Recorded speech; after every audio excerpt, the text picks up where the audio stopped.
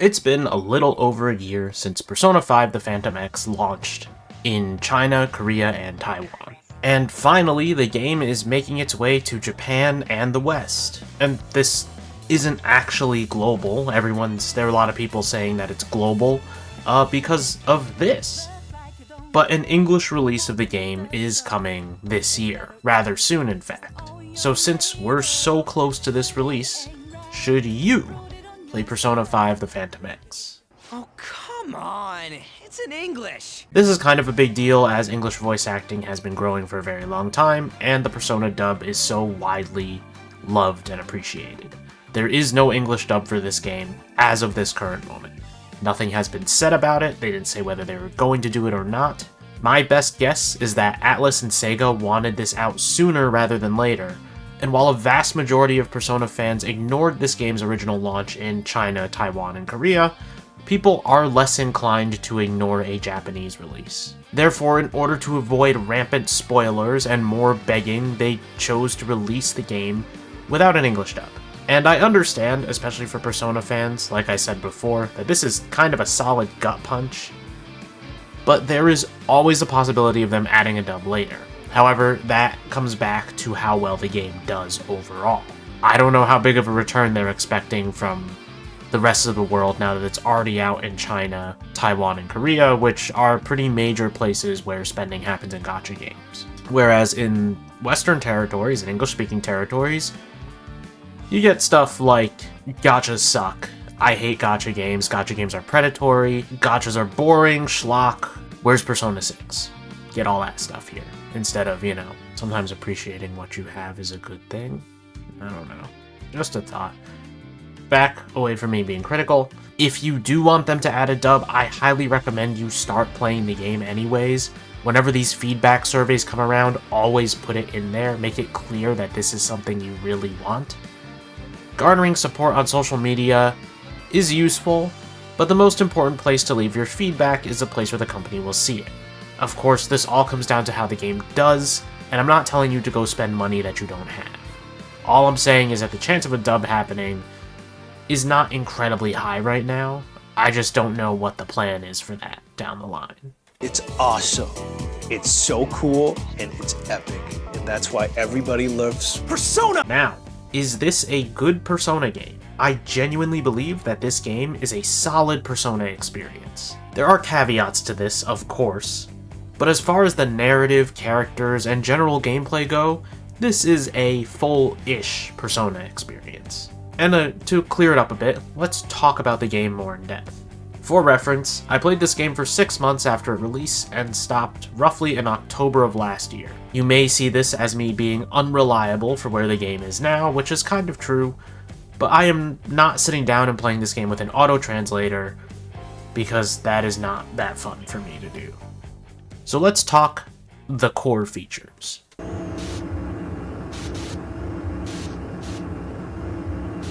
Dungeon crawling is a major component of Persona games. You may not see it as the primary component, but it kind of is. It's the thing that really moves the plot forward. And 5 specifically introduced fully designed dungeons to the franchise, and it stands to reason that the mobile game titled Persona 5 will have fully designed dungeons. And this is The palace layouts in the game are not randomly generated, and offer lots of fun and engaging puzzles for you to solve. Like P5 palaces, you'll run into the same puzzle multiple times with different solutions within one palace. This will be your main method of opening up new areas within the palaces, but that said, not every puzzle is required. Palaces exist permanently, so you can revisit them even after doing the story content. And there are a lot of optional areas with puzzles, rewards, and of course, challenge battles. Oh, come on! He's got a mech! P5X actually kind of takes an interesting spin on the combat system. It is turn-based, which is great for all of you that really want more turn-based Persona. Something equivalent to the main game that hold you over till the next mainline entry. But the base is essentially the same. Hit weaknesses to down enemies, rush in for an all-out attack. But there are little intricacies in the combat that are actually different as well. For one, baton passing now makes a character perform a specific attack, basically an assist. You can't choose what they do. They're gonna do this one set thing. On top of that, enemies can also have shields that prevent them from being downed after one weakness hit. You gotta hit them multiple times for that. Both of these actually change the game a decent amount, and do offer some level of increased challenge. Characters also get big fancy attacks called highlights. Nothing really to say otherwise, you know what that is basically. Wonder is your main protagonist, and like Joker and Makoto and you, he plays a major role in combat. He can wield multiple personas, the game limits it to 3 in this for a variety of reasons, and can change them at will. He is always on your team, and therefore makes him a core component to your arsenal. You'll need to master the new fusion systems to keep him up to speed. And because this is a gacha, characters all have their own unique skills and buffs. You won't have the standard Tarukaja to buff an attack, and Secunda to lower agility.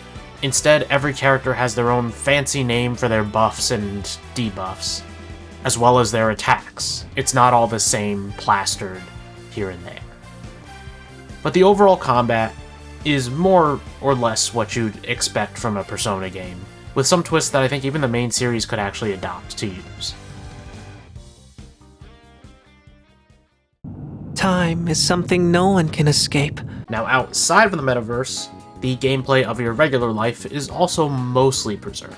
This is much looser, with confidants and daily activities still existing, but it's more restrictive, requiring you to use daily points to actually do anything. 5 of these every real-world day, and you can store up to 25 of them. So, if you're not feeling like doing them one day, you can store them up for the next. Confidants are also not guaranteed to be available each time you use your daily points, and the confidant ranks are extended to 20, though the ranks don't always have major stories tied to them, so sometimes you'll just be hanging out. And every daily task has rewards attached to it, so choose wisely. There are some activities that also don't take up daily points, so it's worth making note of that as well. It's not like everything is tied to this gachafication of the game.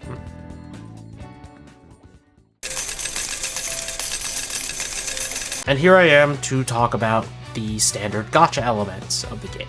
If you haven't played gachas before, then hopefully this makes sense to you. If not, I might be able to break it down more for you if you want to know more, or you could find someone who explains it better. But like every gacha, you're gonna be resource gated. You're gonna need stamina to actually acquire a lot of the materials and equipment you need, and you will need to use your gacha currency to obtain new characters. There are some the game gives you for free. Any character who exists in the main story is obtainable just by playing the main story. But characters like Joker will need to be obtained via the gacha system. Lucky for you, the gacha system in this game is actually pretty generous. I don't know if the game is actually going to launch with the same system it currently has, but essentially, this game features a 100% rate up banner, meaning that after X number of polls, you are guaranteed the character on the banner. So in this case, after, I believe it's 120 polls. For those familiar with Genshin Impact and other major Hoyoverse titles, and a lot of recent gacha games, that means no 50-50. Well, okay, a 50-50 option does exist. You could roll either banner you want. The 50-50 option is only 80 polls, but you have the 50% chance of losing the rate up. I'm going to tell you this right now.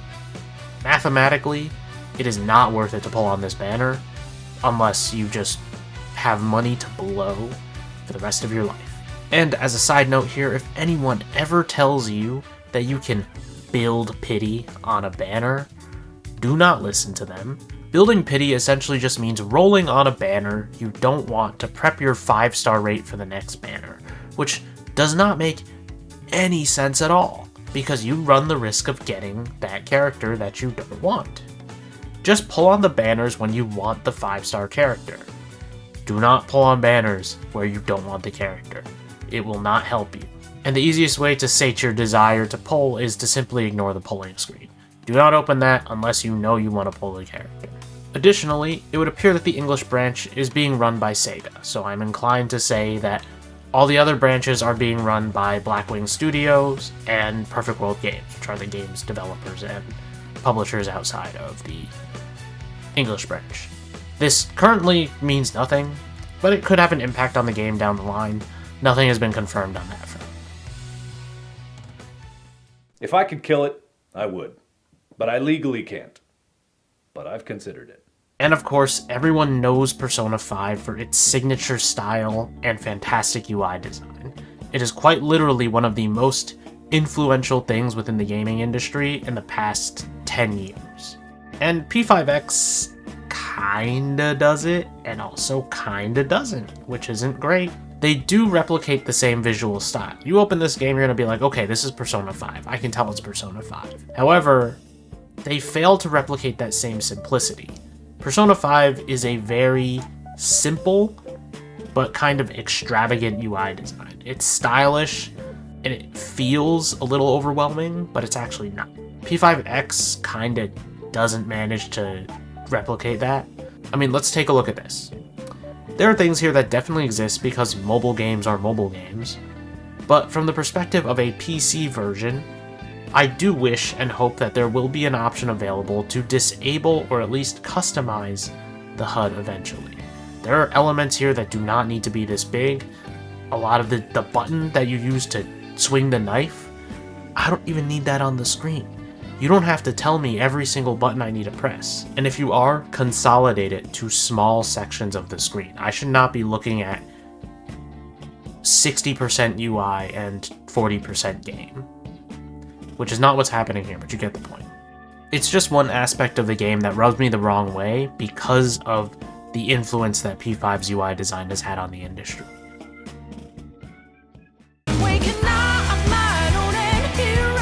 And I've said previously that I would wait until official translations and localization completes before I critique the story of P5X. And that continues to be true. I recently watched a video where somehow I learned new details about the story that I didn't know before. If anything, machine translation with no level of localization or personality can only give you a good idea of what's happening, but cannot give you the full story being presented. Things will get lost in translation, some things just don't translate at all. That's the same thing. Sometimes personality traits can't be translated over in the dialogue. Things are not tuned to be what the game is supposed to be. A machine cannot totally emulate the same exact character traits that the characters are displaying. That said, my opinions about P5's narrative are that the story starts off lower stakes than P5, and in some areas it can feel a bit silly, but things start to pick up the further you go in to both Palaces 2 and 3, which were both pretty compelling to me. I was pretty happy with those. Either way, there are moments for characters to shine even through the machine translation, and I would just like to say that things will take time to develop. This is a gacha game. It's a live service game. These games take time to unfold their stories. You will not be playing this game from start to finish in one day, and additionally, the game will ease up on content eventually. That's the nature of gachas. Every once in a while, you play for several hours in a day, but most days, you're playing a few minutes at a time. Of course, when you start a gacha game, you could play for hours on end. That's just the way these games are. Anyways, narratively, I can't wait for people to start misinterpreting the characters and the story by not playing the game. Always an excellent thing to know that this joke is kind of true. That's the most basic of basics. Remember it well! Really, that covers the basics, I think, for this game. I do think it's a worthwhile experience to play. I do think that it does some things even better than base Persona does. It's obviously not going to look as good. It's not going to animate as well. There is still some mobile game clunk here. So it's not as refined as something, let's say, like any of Hoyoverse's games, where the animations feel perfect and everything, but Persona's not necessarily a huge IP, and they're not running that risk. I do hope to see this game flourish and do pretty well, and hopefully stay open for longer than a year, but you never know. And you can let me know what you think of Persona 5 The Phantom X, and if you're interested in trying it, or if you've tried it already, in the comments down below. As always, you can leave a like if you enjoyed the video, and subscribe to the channel for more things Persona, Atlas, and JRPG related. Thanks for watching, and I'll see you guys next time.